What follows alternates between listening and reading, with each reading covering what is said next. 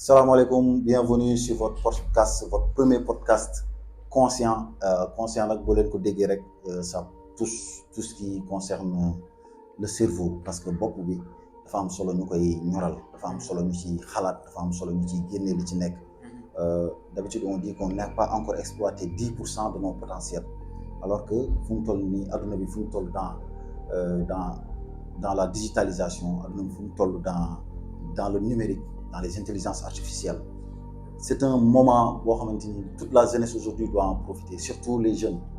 Donc, c'est notre émission où on est là à partager de la valeur pour, Inch'Allah, donner de la valeur aussi. Donc, Malin Diziar, bienvenue. Aujourd'hui, notre premier numéro, on a un frère, Sané, donc Sané Business Trading. Je pense que tout le monde le connaît, tout le monde le voit sur les réseaux. C'est un gars hyper sympathique et qui donne beaucoup de valeur à la jeunesse et puis qui est dans le milieu du e-commerce depuis 2, 3, 5 ans. Il s'y connaît et c'est un ami aussi, voilà, donc c'est un plaisir de le voir.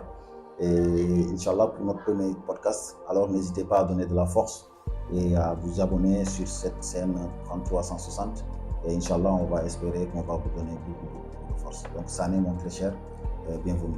Bonjour Baïdi, j'espère que tu vas bien. Alhamdulillah, maa ngi lay nuyu di nuyu aussi sa communauté bi yëpp. Voilà, moi c'est Sané Business lañ may woowee, Sané Business Trading sur les réseaux. Mais je suis plus connu sur le nom de Sané Business Trading, mais mon nom propre c'est Moustapha, d'accord?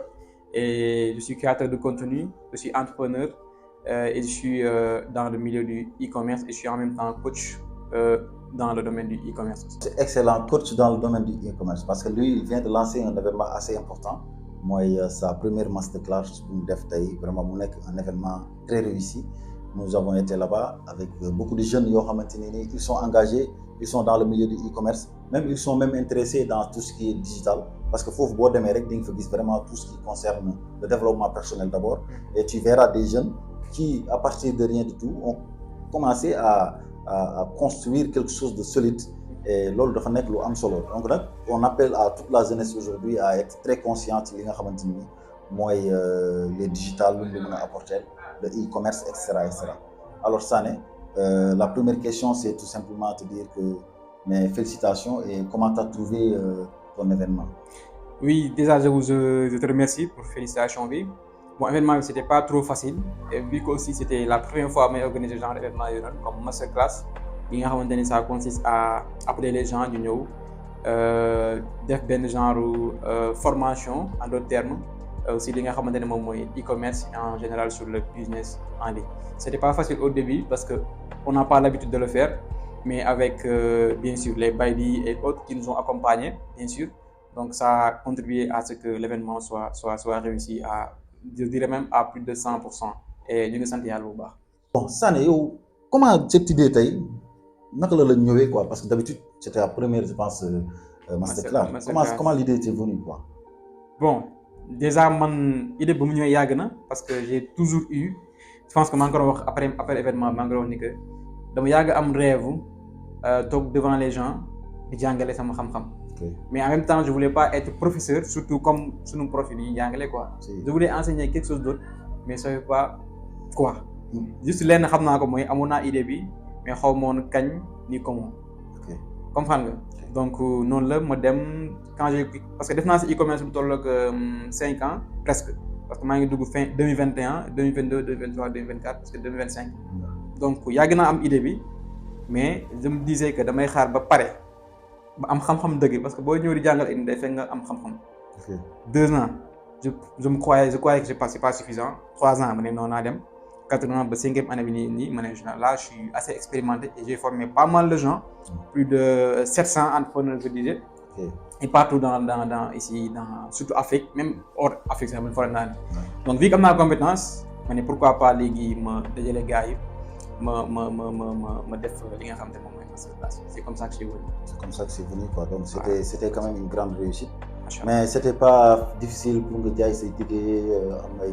Bon, pas trop difficile hein parce que man dama nekk nit ku organisé en fait. Voilà, dama nekk organisé donc je pense tout, je réfléchis tout, j'écris sur un papier. Donc laay def côté organisation, il y a pas eu de problème. Voilà, juste j'ai investi dans la communication. communication tout le temps je fais des vidéos su ma defee vidéo nii peut-être après je ma tabaxal benn kii yaa ma gën a xam parce que communication muy lépp en fait événement mënoo ko réussir sans communication si je lançais une vidéo wala un post comme ça après ma noppi les gens ils vont pas venir mais il faut que nga def ay vidéo nga def communication yu bëri d'accord souvent en collaboration avec d'autres mais cette fois-ci j'ai pas trop fait de collaboration boo xoolee comprendre je voulais juste voir si je pouvais le faire et après nag beneen bi ñëw nag peut-être boobu nag yàlla dinaa gën a am occasion ma def loolu noonu mais j'ai investi en communication di def vidéo pour faire comprendre les gens opportunité bi ñuy am pour ñëw ci masterclass bi comprendre nga donc c'est pour ça que j'ai investi beaucoup en communication et j'étais organisé moo tax affaire bi méttul woon quoi. Ok mais avec tu as une équipe derrière parce que quand même. oui am naa monteur vidéo comprendre nga donc benn vidéo rek toute première vidéo bu ma dugal pour promotion bi. j'avais payé 40 000 francs pour benn vidéo. montage boobu montage motion design la quoi. voilà donc j'ai payé 40 000 francs yàlla moom comme ni ma koy waxee rek wallaahi. j'ai payé 40 000 francs juste pour benn vidéo montage. après yeneen ma jox ko beneen waaye mu monter ma ko je paye voilà 3 fois moins voire 4 fois moins quoi. pour mën a dawal yeneen vidéo yi mu gaaw donc c'est comme ça que j'ai fait en fait. Bon en tout cas c'était un grand événement ñi nga xamante ni ñëw nañ ils ont profité te man gis naa fa benn waaye vraiment il a développé pas mal de choses ci e-commerce bi surtout le site là qu'il a créé. C'est Abba. Ouais, je pense que moom il est bien quoi. Franchement loolu bu paree ça va être une révolution. Oui, non ça va être une révolution donc loolu moom c'est une première en Afrique. Et peut-être yow boo amee occasion mën nga ko inviter. Ouais, ce sera plaisir. Donc on va l'inviter ici inchallah. Alors pour revenir un peu dans le e-commerce. Donc pour repartir un peu sur les bases et ce commencement, est-ce que tu peux nous faire un peu le résumé de fan nga jógee ak comment tu as découvert ça. Voilà. Bon man bu may commencé comme ni ma ko c'était en 2021 presque fin comme ça comme tout jeune maa ngi doog am bac en 2020 j'étais à la recherche de quoi faire et vu que man dama teel a bëgg affaire de recherche donc je suis allé sur YouTube ma recherche ba idée de business j'ai écrit plusieurs business parce que wax naa la ma damay bind quoi. Quand j'ai une idée à tête vu que idée day ñëw lu bëri damay bind bañ mu rëcc donc man bind idée de business yu bëri mais boo xoolee benn rek laa si mettre en exécution moom mooy jaay iPhone et c'est ce qu'on appelle aujourd'hui le dropshipping. damay dem collaborer ak nit yi su amee client ma dem kii mais dama dem moom yàgg affaire bi xaw a kii ma bàyyi idée de business moom bi def ma si dara à part boobu noonu ma dem di continuer dem école tu vois un jour j'ai demandé à mon frère dama gis muy commandé ay produits Chine genre je lui ai demandé qu'est-ce que tu fais là mu expliqué ma Alibaba mais vu que moom day commandé noonu rek am na compétence bi. Mais il n'était pas trop dans ça quoi. C'était pas pour le commerce quoi. Ouais. C'était pour le commerce certes. Mais jox ko fulla bi war quoi. Ok d'accord. Voilà et là c'est comme un déclic pour moi. Ma toog di commencer di gëstu sur internet sur TikTok mais dama gisoon ni que sur TikTok il y avait peu de gens yu si wax. Bon ñi koy wax sax ay ñag lañ nekkuñu ay sénégalais. Voilà man je me suis toujours posé cette question et noonu laa dem nag di commencer di gëstu je voulais payer des formations. Mais à cette époque-là je voyais pas des gens yoo xamante ni fiable lañ ci man parce que jamono yooyu y avait trop d'arnaque. Bon naa bañ a tudd tur sax mais y avait trop d'arnaque donc noonu laa def di dem di jàng samay erreur après sama frère bi accompagné ma nag. day nekk si liggéeyam sax ma koy woo ne ko grand def naa lii nii nan laay defaat xam nga dafa dem ba koy soof mais je voulais quelque chose mais damay insister ba am na ma bëgg. Par la suite ma commandé sama premier stock mais stock bi ma commandé woon finalement mujj ma ko jaay parce que qualité baaxul. Erreur de débutant j'avais pas testé le produit. Donc noonu laa def prochaine fois ma jàng samay erreur di commandé waat ay articles muy ñëw may jaay nànk xam nga di développer ay compétences en vente comprendre nga di jaay di échec di def ni xam nga livraison et tout ça et par la suite noonu laa def ba dugg ci e-commerce bi dama ci commencé partager ay contenu d'accord. Léegi nag loolu nag moo tax ba peut-être gars yi. Covid bi tu étais là-dedans. Non tant Covid bi nekk ma si woon parce que Covid bi daanaka 2019 la 2020. Voilà donc jamono yooyu maa ngi jàng. D'accord comprendre nga. Mais bëggoon naa def entrepreneur bëggoon homme d'affaires laa yàgg bëgg a nekk. Si. Même fekkee xaw ma woon lan mooy définition homme d'affaires. Mais je voulais te loolu jàng mënu ma ko may en fait. Tu peux pas devenir homme d'affaires en étant dans les études. Ah oui c'est vrai. Voilà c'était ça donc mais 2021 après Covid bi noonu tak parce que Covid bi moom moo accéléré loolu noonu quoi. E-commerce bi. moo tax gars yi xamoon loo ko ñu bëri nii quoi. mais donc bon on va revenir sur les bases du e-commerce encore mais c'est boo doon définir le e-commerce c'est quoi? Le e-commerce moo ko doon définir de manière simple c'est le fait d'acheter et de vendre en ligne. C'est le contraire de commerce. Commerce tu le fais en présentiel trop comme ça nga ñëw xool lamb physiquement nga jënd. mais bii ça se passe en ligne. Ok. Tu vois l'article en ligne, tu commandes en ligne, on te livre. Ok. Donc amatul nii da ngay xool en ligne nii tu regardes si ça te plaît tu prends, si ça te plaît pas tu laisses. Donc loolu mooy e-commerce en fait. Tu achètes en ligne, tu vends en ligne. Ok. léegi si yan plateforme on acheter en ligne est-ce que c'est forcément nit ñi dañuy dem sur Alibaba bon c'est la plateforme connue hein. Mais est-ce que forcément on est obligé ñu dem ci plateforme Alibaba pour def commerce en ligne parce qu'on dirait que tout le monde fa la ñu bëgg a dem quoi. Non pas forcément parce que déjà damay ñëw lu tax choix wu Alibaba parce que déjà bu ñuy xool dans le domaine du commerce électronique ils sont leaders. Ok. Mondialement quoi.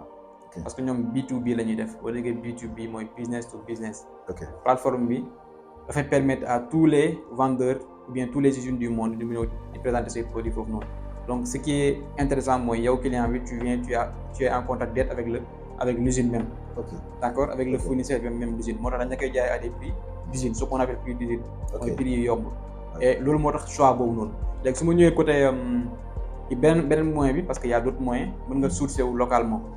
Sourcer wu localement moom mooy nga dem xool par exemple Sandaga wala Thiaroye fi nga xamante ni y a de gros magasins yi nga xamante ni jaay ay produits électroniques wala produits beauté nga dem ne leen en gros laa bëgg tu achètes là-bas. Donc là c'est un moyen de se sourcer pour pouvoir faire du e-commerce.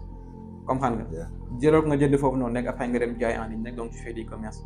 Mais le truc moom mooy la Chine c'est l'usine du monde. Ok. Loolu qu'on le veuille ou non c'est l'usine du monde. Parce que foofu la ñuy jëlee les produits donc vous avez vu événement bu amoon États-Unis ak Chine. loolu léegi ça montre que la Chine est l'usine du monde parce que Amérique Donald Trump donc il avait commencé à imposer des taxes supplémentaires. Mais gars yi bëgguñu donc pour répondre à ça ni ko bëgguñu ils ont commencé à dévoiler les marques yi nga xamante ni foofu la ñuy jógee ay marques yi nga xamante ni foofu la ñuy soxee quoi en fait. Et loolu ça a un peu baissé donc l'économie donc américaine surtout côté xaalis bi jógee ci côté marque yi ak affaire yooyu parce qu'ils génèrent beaucoup d'argent. Donc juste pour te montrer que même ñi nga xamante ne fournisseurs yi nga xam ne ñu ngi fii nii seen bagage yi Chine lañ koy jëlee. Même les iPhones sont faits en Chine boo gisee iPhone sax souvent am na iPhone yoo dañuy bind assembled by in China maanaam Chine lañ ko assemblé en fait. léegi nag fu ñu ko defaree nag xaw ma foofu la xaw ma fële la mais duñ ko wax. parce que c'est confidentiel. Mais on est sûr que Chine lañ ko defaree wala boog bu fekkee États-Unis lañ ko defee la main de la Chine est là-bas. Parce que la Chine est beaucoup plus en avance donc côté technologie. C'est vrai. Parce qu'en plus de ça c'est que Chine mais c'est-à-dire boo gisee usine mu nekk usine mondiale. C'est-à-dire c'est côté main-d'œuvre. C'est-à-dire ñoom tellement dañoo bëri. C'est-à-dire tey les entreprises qui sont là-bas avec disons booy fay Sénégal disons 1500. faut boo leen fay peut-être 100 francs sax dañuy jël quoi parce qu'ils ont besoin de travail. Ils ont besoin de travail. Ok c'est un peu ça. C'est ça. Et après donc loolu moo tax e-commerce genre dañuy préférer jënd fële non seulement ça mais aussi fii Sénégal fournisseur di fi nekk ñuy jaay produit c'est beaucoup cher. Produit boo xam ne ñoom ils l'achètent là-bas à 500 francs. Ils peuvent te le vendre ici à 2000 francs.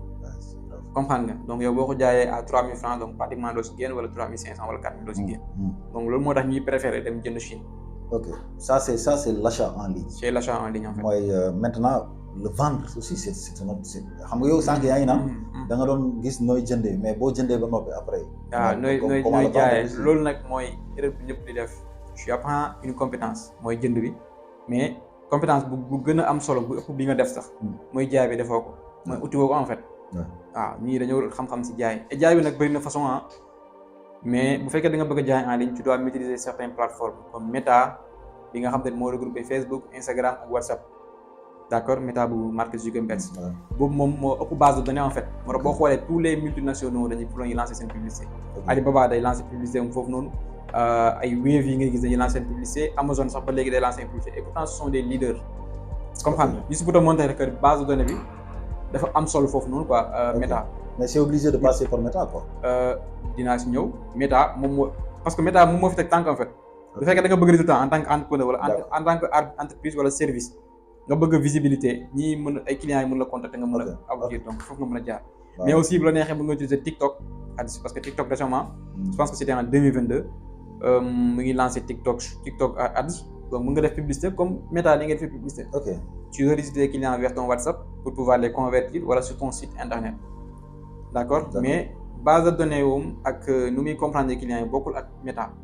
Meta il est beaucoup plus intelligent il est beaucoup plus compréhensif xam na client yi lu mu bëgg et données client yi mu am noonu moom lay jox entreprise yi échange la entreprise la ñuy fay Meta jaay leen données yooyu noonu par exemple supposons que tu recherches un article sur une autre plateforme wala nga am ko sa téléphone nga dugg automatiquement on te propose cet article là sur Instagram ou bien sur Facebook pas parce que da nga ko demandé mais parce que Meta mu ngi lay contrôler en fait sans que tu le saches léegi information yooyu noonu nag moom lay jaay entreprise yi pour entreprise bu fay publicité boo xamee ne kii dafa soxla li dafa leen di boole comme ça ngeen gérer donc c'est comme ça que ça marche. Il y a aussi Google il y a Google Ads aussi ça il fonctionne comme ça.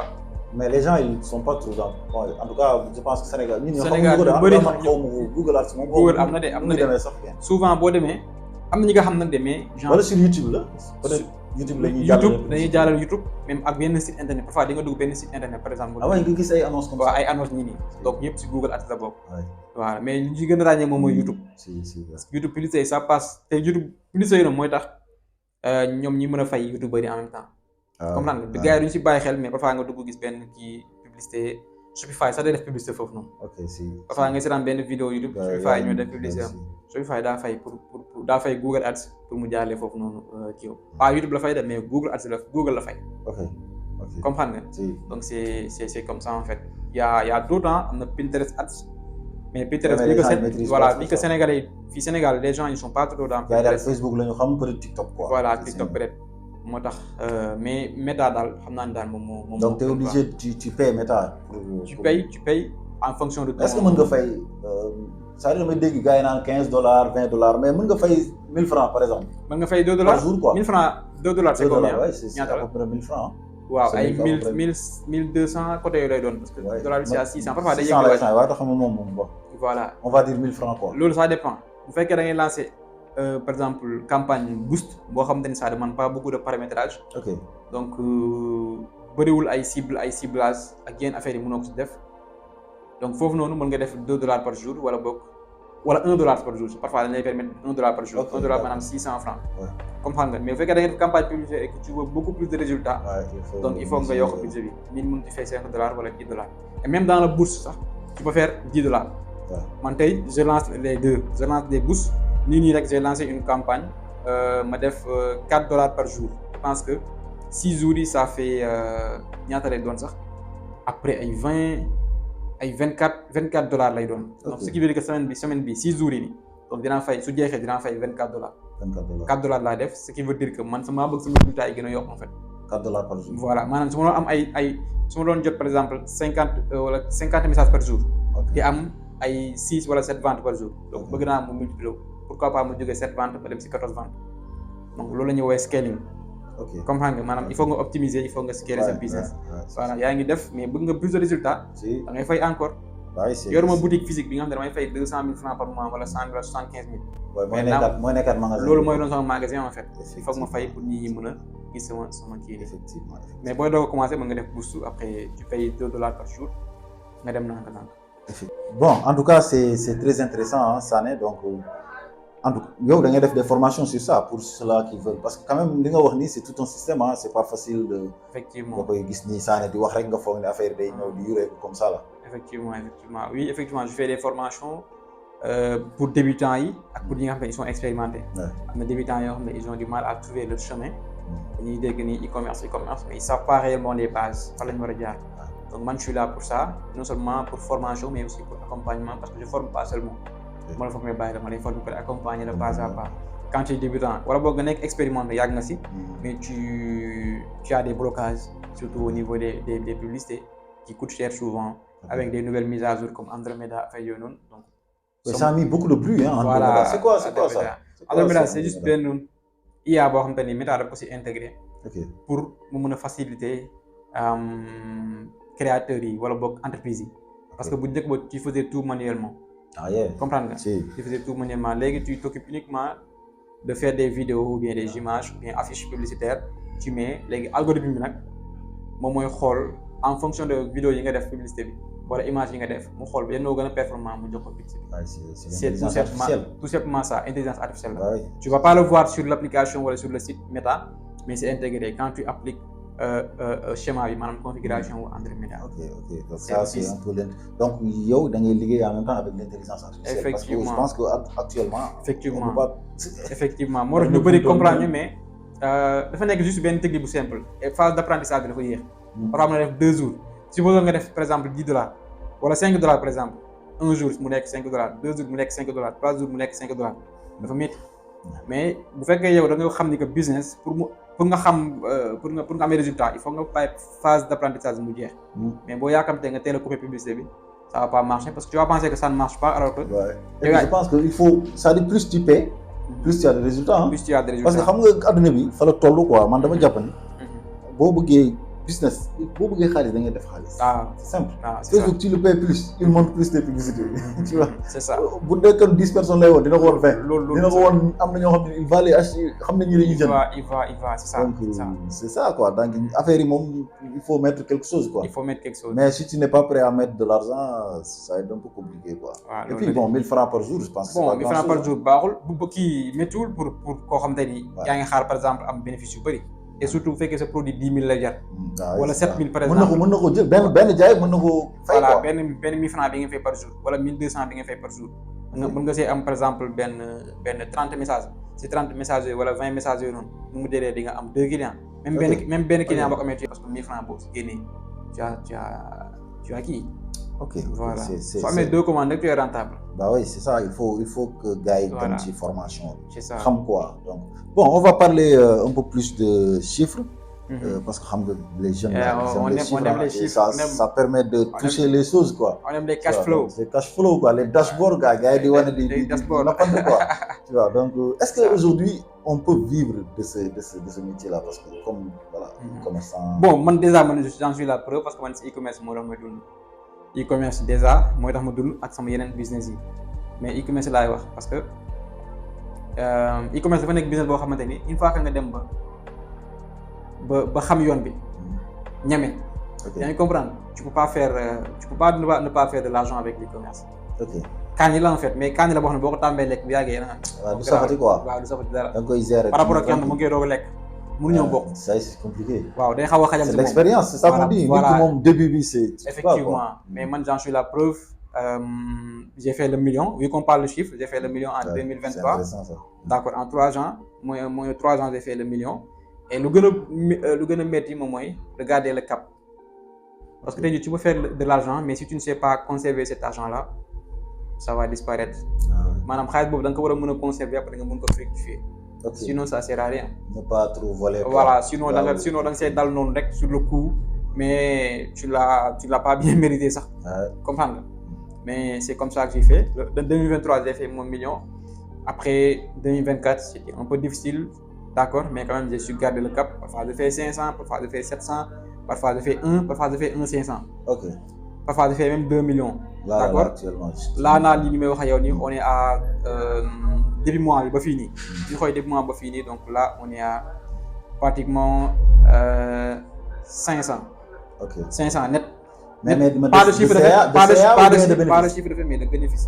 Ouais, Parce que c'est ça parce que Parce que bon. bu ñu ñëwee si chiffre d'affaires maa ngi nekk si 1 million 200 000 Ok. chiffre d'affaires net Ok. 1 million 200 000 Ok. d'accord léegi bu ñu ci génnee li nga xamante ni moom mooy kii bi donc Ouais. c'est 500 ak livraison yi ak frais article bi ak yenn imprévu ak yooyu noonu maa ngi si 500 je pense que c'est 520 000 Ouais, c'est intéressant. voilà 520 000 francs et mois bi jeexagul comprendre nga c'est ça peut chuter parce que parfois di nga dem ba si yàgg rek Là, on est le 10. Tu parles du mois Voilà. de décembre là. oui mois de décembre nii Ouais, c'est incroyable. nit ñi rek j'ai fait 520 000 Waaw. mais bu ñu demee ba si kanam tuuti parfois nag mën nga chuter comme par exemple semaine bii nii quoi presque 10 jours yi nii quoi donc on peut dire que ça maa ngi am lu baax quoi en fait Ok. mais parfois mu ngi say rek commande yi yéex xam nga bu nga lancer journée ba mu jeex genre tu as juste disons 6 wala 7 commandes et sur les 7 commandes que tu as mooy dashboard bi y a que 4 personnes wala 3 personnes qui valident Ouais.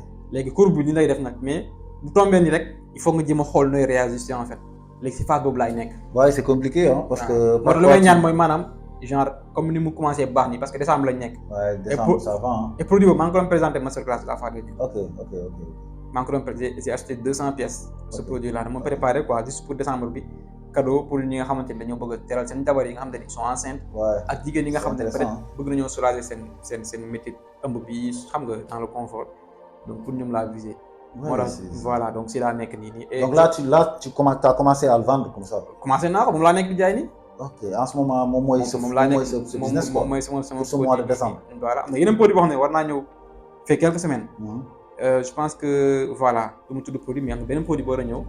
fekk quelques semaines donc j'ai commandé un stock de 50 articles. et produit boobu noonu bi ngi jar benn bu nekk 25 000. mais produit bi ngay jaay nii en ce moment tu vends combien. bii may jaay nii. 25 000 kii laa defoon 25 000. 25 000 quoi. 25 parce que ay produits xaay ticket laay jaay quoi. waaw oui c'est clair ah mais maanaam. loolu moo tax ma gaaw a def may gaaw a def bénéfice en fait. ah oui. comprendre nga. oui c'est vrai ah. parce que produit bi jar 25 000. à 25 000 ça se vend comme ça là les gens ils achètent. waaw ça ils achètent parce que. mais dans le marché local. marché local et non seulement produit bu rare la benn mais aussi produit boo xam ne lu muy régler dafa problème bi muy régler moo sérieux quoi. maanaam une femme qui est enceinte comprendre nga. quelque chose qui peut lui soulager son mari paierait tout l'or du monde pour l'acheter. Voilà, elle-même, elle va payer tout l'or du monde pour l'acheter. Bah oui. En tout cas, c'est circulé sur Internet. Donc, c'est pas l'appel de le montrer. Mon circulé sur Internet. Pour ne pas. Non, ni de ma ok, d'accord. Mais on a fait masterclass quand même. Bah oui. Tu sais, on a gars qui jënd. Gars yi day fekk. Yow gis nga ko? Oui, c'est clair. Yow tu as vu le produit? Bah oui, je sais. Voilà, c'est intéressant hein, ce produit-là. Donc tu vas à 25 000 comme ça. Les gens ils achètent comme ça. 25 000 là koy jaayee, les gens ils achètent comme ça. Wow. Souvent mu wàññi prix bi def promo. Offre 24 heures wala donc là avec ce produit si tu fais ce transport ce transit ce truc là tu fais à peu près ak ma génnee transport bi coût publicitaire pour chaque produit bu ma jaay dinaa si am bénéfice lu toll comme disons like 12-13 000 pour chaque produit vendu. Ça coûte rien là-bas alors. Ah mais boobu moom dafa xaw cher na quoi. Hein? Boobu maa ngi ko jëndee 6 000 francs si fournisseur bi. Oui, mais pour le revendre. léegi après léegi c'est bon nag parce que 6 000 francs laa fa jëndee si fournisseur bi te 6 000 francs fois 200 fais le calcul pour voir. ñaata la. Tu as ces 200 pièces. waaw 200 pièces. Bah oui c'est beaucoup hein. xam nga ni foofu million dugg na. Bah oui. après nga calculer nga xool di nga gis. parce que 6 000. 1 million 6 000 fois 100. waaw ça te fait 600 000. 600 000 c'est un 200. voilà donc c'est un 200. et capté woon naa ko dugal sama groupe ma bokk ak gars yi e-commerçant yi noonu sax ma xëy jënd tak ma ne gars yi maa ngi defati folie de jënd 1 million comme ku investir de 1 million kon xam nga ne mi ngi xaar nu mu dee benn like benn 2 500 wala 3 millions wala 4 millions.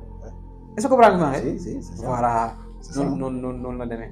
bah oui ça c'est ça. c'est du 100%. c'est du 100%. du 150%. mais nag maa ngi ko jëndee 6 000. avec le transport parce que foofu am na transport quoi. te bagage dafa xaw a bëri am na transport. donc transport da nga koy calculer ak parce que en dollar la après tamit Sénégal fii tamit am na transport. bu yegsee fii nii tamit transitaire da nga koy fay ci dafay 100 et quelques mille. parce que mën na CBM ba ëpp tuuti. da ngay fay fii fay foofu. voilà te CBM bi voilà 170 000 affaires yooyu noonu quoi et pratiquement pour yi mën na presque mën na CBM quoi motu ko de mais jege na ko pratiquement ay 130 ay côté yooyu laa fa pour transport bi kese en fait. léegi nag bu ñëwee ba nga fay transport bi 100 et quelques mille da ngay fay benn 13 000 pour mu jël ko yóbbu ko si sama entreprise bu may liggéeyal quoi. ok entreprise de livraison bi. ouais parce que là je pense que tu as déconcentré les choses. ce soir j'ai délégué en ce moment mën nga nekk sax di jaay fi nga toog. waaw non instant yii nii sa vente ñu ngi dem waaw lancé naa plus de 100 c'était dama amoon blocage mais réglé naa balaa maa ñëw. c'est assez incroyable hein. c'est sans e-commerce. moi je m'occupe juste des publicités hein. ouais. après avoir acheté le produit je donne le stock je m'occupe des publicités après le reste moom. la jox gars yi moo koy gérer ku nekk joxul lim moom rek. ñëpp xaj c'est ça effectivement c'est ça que je disais dernièrement ma ne ñun en Afrique on donne pas da nga naan Sané mii daal su ma ko waxee mais comme Sané day lekk mu war a lekk rek man amoo problème boobu de. man quand tu vois man xanaa moom li ma def nii man di wane sama produit bi ñoom ñu nga def. ko doon maa ngi mettre en vente jeexagul. xam naa ne gars yi dañ ma copier mais balaa ñu ma ko man gëm naa sama bopp xam naa ne dinaa jeexal. et man je tombe jamais amoureux d'un produit man su ma du ma commandé produit loolu naa ko def. mais commandé benn produit mu dox ma ne waaw ma jëndaat. waaw continuer rek sax si. far balaa moo ñëw na stock bi ñëw rek am na ñeneen ñoo xam ne ñu indaal parce que gis nañ sama produit. parce que Meta dafay wan sa publicité ak say concurrents te xamul si dara te aujourd'hui y a des techniques qui permettent aux concurrents ñu mën a xam ñu mën a di détecter ay publicité affaire yooyu pour mën a am ay produits te Sénégal Afrique dañuy copier. man moom du ma copier man boo xoolee produit may jaay pratiquement yëpp amul Sénégal.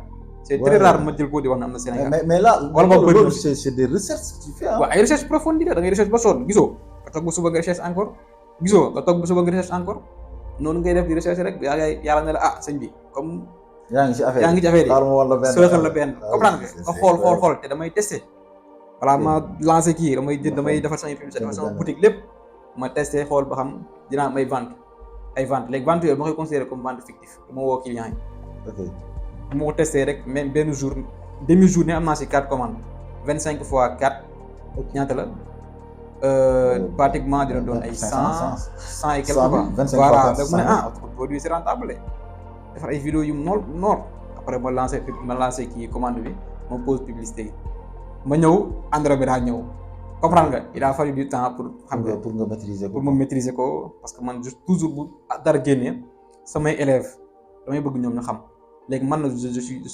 suis le sacrifice en fait ni nga koy sax waaw ay sacrifice voilà man maay sacrifice Ouais. donc j'ai dépensé da beaucoup ngay dem def kurum voilà kurum ba am j'ai résultat dépensé beaucoup en publicité du ma ko nëbb Ouais.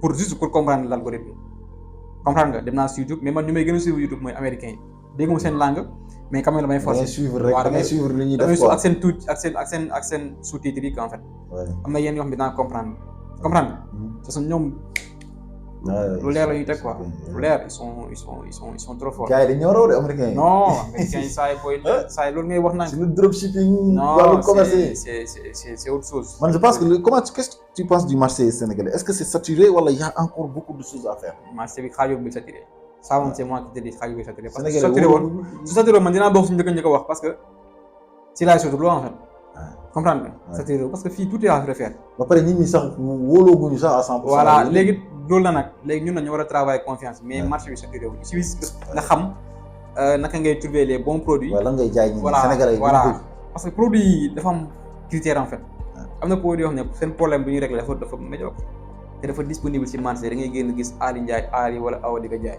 am na ay produits yoo xam te ni seen problème moo gën a urgent comme par exemple am problème ndigg boo ko indilee loo xam ne dafay résoudre problème ndiggam saa du ko jënd parce que tu règles un problème sérieux et urgent kooku il paierait tout l'or du monde mais nga indi ko produit boo xam ne par exemple ay montre la montre nit ki su amul lu dee te bu génne da koy am comprendre à moins que mu nekk marque mais tu achètes un produit générique boo xam ne c'est pas du marque te rek loolu problème bu urgent loolu ça va prendre du mal à se vendre c'est vrai hein et tamit gars yi ñu développer ay compétences ci création de vidéo publicitaire wala contenu publicitaire parce que nit yi ni ngay defaree vidéo bi ci la bokk parce que si vente en ligne nañ wax donc nit ki la koy convaincre mooy contenu publicitaire bi ngay def quand il voit le contenu ak effet bu muy am ci moom émotion bi muy créer ci moom loolu bokk na ci li pousser nit ki mu jënd comment nga donc ils doivent chercher des compétences ensemble mais marché bi c'est loin d'être saturé. Ouais parce que je pense que ñun commencé dégul sax marché Sénégal ouais on n'est pas parce que gars yi sax dropshipping bi bon gars yi defaguñ quoi mais yow est-ce que tu penses à te décentraliser par exemple Sénégal rek yow nga bëgg jaay quoi non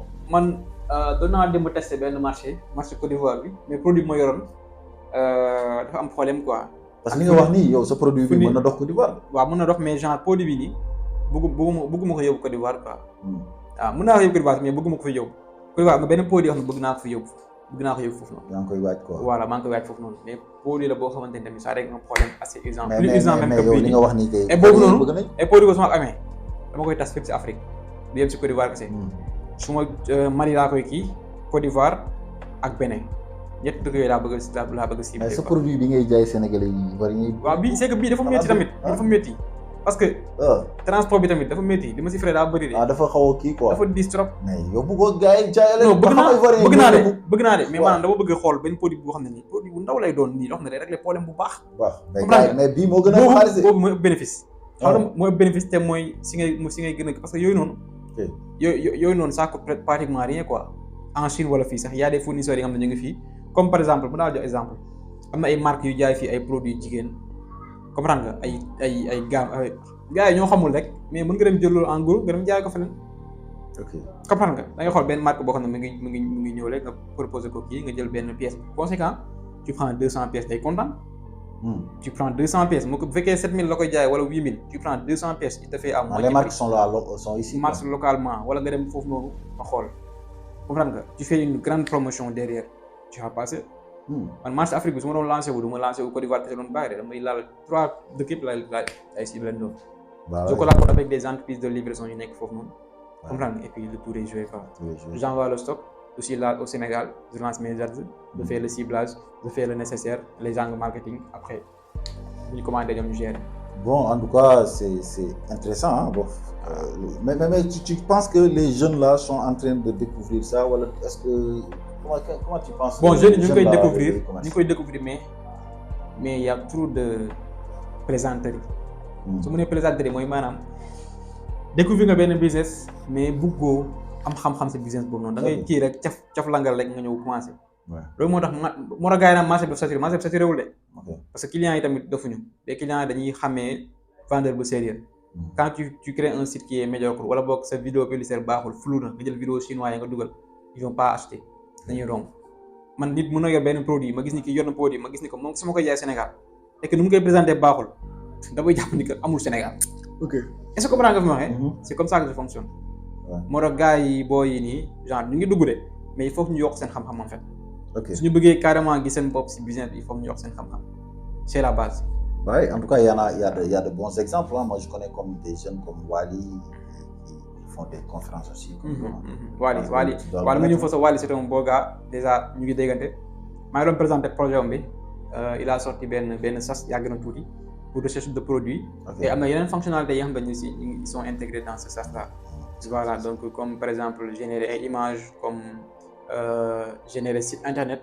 Okay. Comme ce qui se fait à l'extérieur. Comme ce qui se fait à l'extérieur. Avec, donc, je pense qu'il y a, quand on parle de e-commerce, on parle de Marcus Lawrence. Voilà, ñoom pratiquement ils font dans le dropshipping. Dropshipping, merci beaucoup. Ñoom seen business model suñu bos bokkul en fait.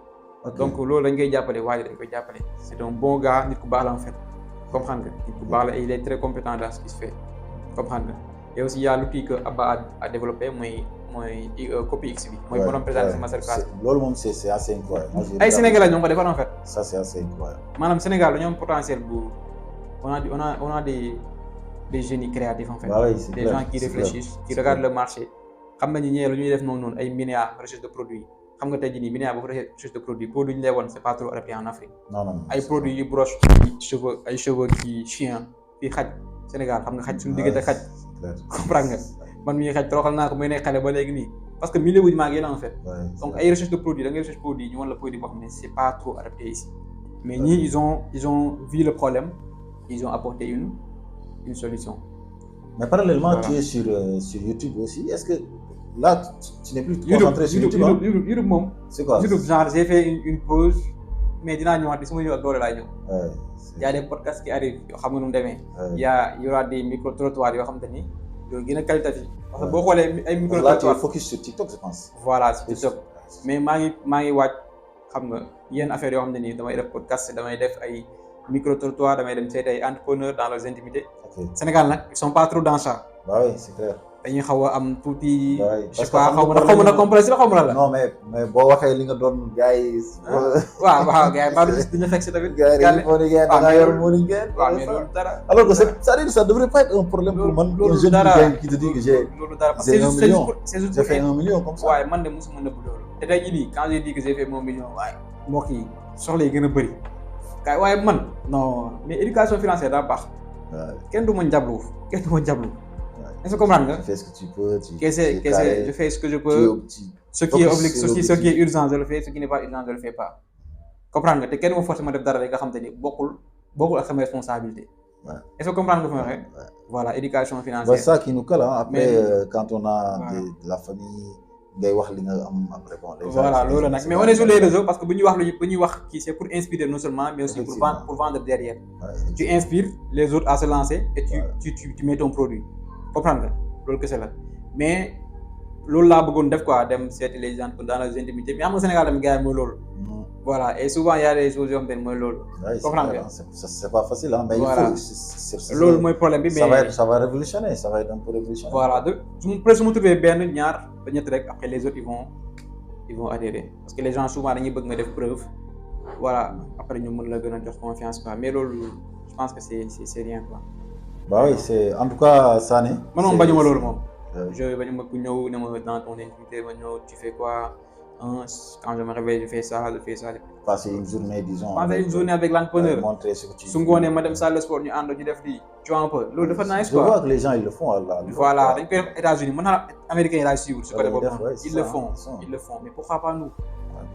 Pourquoi pas nous pour inspirer les autres. ñun de sa waay da ngay yor affaire sax gars mooy loolu moo tax bon même fu ñuy wutee xaalis c'est-à-dire comme business yi nii comme dans la bourse et cetera gars yi dañuy xam affaire yi toog seen jàpp seen ñàmbur toog jàpp seen njàmbur il faut partager les gars il faut c'est-à-dire boo partager da ngay am retour am na gars yi borom xam-xam yi ak borom alal yu bëri ils te disent que quand tu donnes de la valeur tu as de la valeur. tu as de la valeur. c'est-à-dire nit ñi xam-xam li nga yor boo leen ko waxee après ñoom dañ koy bëgg a xam. dañ koy bëgg a xam. surtout Sénégal tey da nga leen di wax 1 plus 1 égale 2 mais ñoom dañ lay woo. dañ lay woo waaw damaa bëgg a xam 1 plus 1 ñaata la. waaw mais ma ne ko yow war naa la ko. loolu laa si sonné nag. yow xam nga nu mu demee sax war naa la ko ci TikTok. mu demee sax ma ne la pourtant xoolal expliqué naa ko si vidéo bi. mooy lii mais genre ils en veulent savoir plus quoi. et ça alors que ci la même contenu bi nga leen di jox. c'est-à-dire boo toppee tey Sané dina la wax lépp mais il faut que yow nga dem Sané coach la quoi. effectivement te yow pare woo fay encore. non mais c'est incroyable léegi nag moom mu jël la nii di la wax. loolu moo si nekk quoi et voilà comme li waa ji wax rek africain boo ko bëggee nëbb dara bind ko wala nga kii ko quoi. ñun dañoo am flemme boobu voilà mais c'est mais quel est le message aujourd'hui à la jeunesse aujourd'hui tu fais. Bon jeunesse bi li ma leen di wax mooy les temps sont durs voilà un pied dans les études un pied dans le business ou bien un pied dans ton travail et un pied dans le business boo demee ba business ëpp la doole soit tu laisses le business mais soo mënee boole ñaari ban baax na quoi. loolu di conseil business yi bëri nañu y a pas que l'e-commerce il y a les bourses dont tu parles yoo xam ne ay actifs la n'est-ce pas.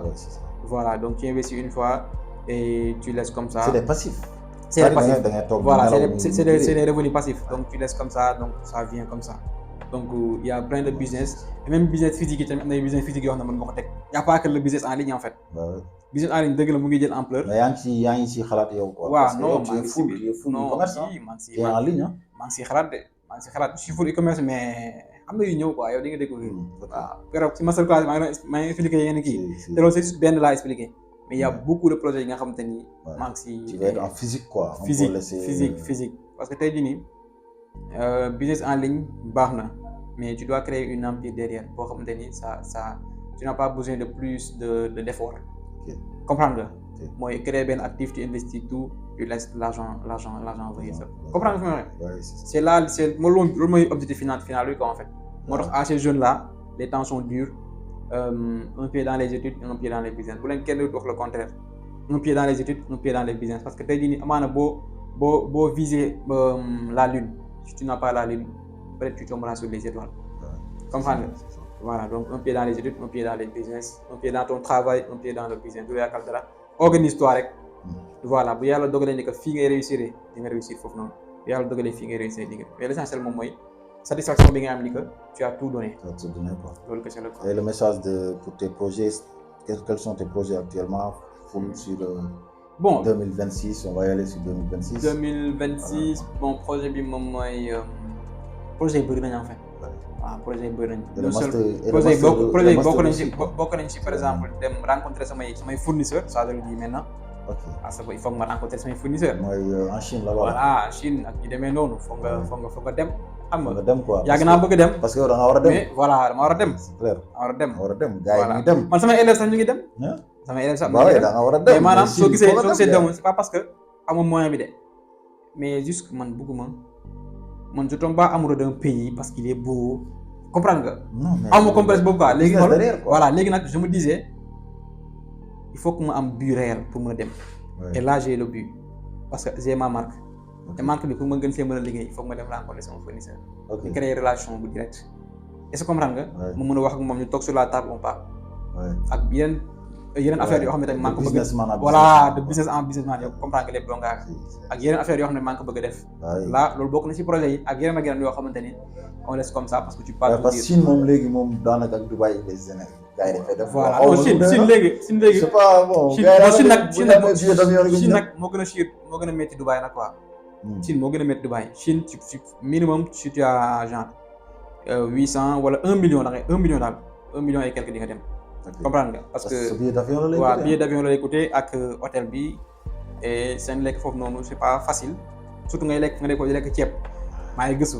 mais dafa métti te ñu dañoo bëgg ceeb moo la maa bëgg ceebu jën Joolaa bëgg ceebu jën am nga seeraat maa bëgg ceebu jën tu vois un peu donc si la bokk mais il faut ngay dem parfois. waaw c'est bien. et dama gis naa vu que gis naa but bi am naa objectif bi c'est de bu clair su ma demee lii laay def donc su ma demee lii laay def et puis je passe à autre chose mais pas dem di jënd ay gadgets par-ci par-là. non su ma jëndee voilà pour je suis pas dans ce bail business quoi full business man su ma doon dem benn Dubaï sax wala États-Unis man du ma fa dem juste pour waaye lii parce que c'est pas méttiwul dem je pense. voilà non méttiwul boo liggéey ku job après nga xam fi nga xam ni ngay déposer ak da ngay dem quoi. waaw yoon bi quoi. waaw yoon bi xaalis da lay yow fépp. xaalis da lay yow fépp commerçant yi gën a fi gis ñu dem yëpp parce qu'ils ont travaillé derrière. comprendre nga parce que quand même quoi qu'on puisse dire 1 million c'est pas dëgg la 1 million presque pratiquement lu dara. il faut nga liggéey ko mais dara il faut nga liggéey ko de parce que soxla yi ñoo bëri.